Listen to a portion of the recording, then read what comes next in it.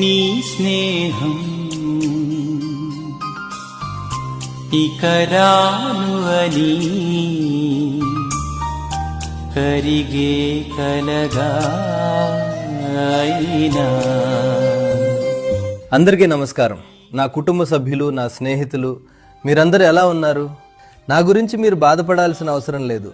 నన్ను గుర్తు చేసుకున్నప్పుడు మీ ముఖంపై రావాల్సింది చిరునవ్వే గాని కన్నీళ్లు కాదు. మరి నా అభిమానులారా, మీరు నాపై చూపించిన ప్రేమ ఎంత గొప్పదో అంటే అది నాకు అమ్మ ప్రేమను గుర్తు చేసింది.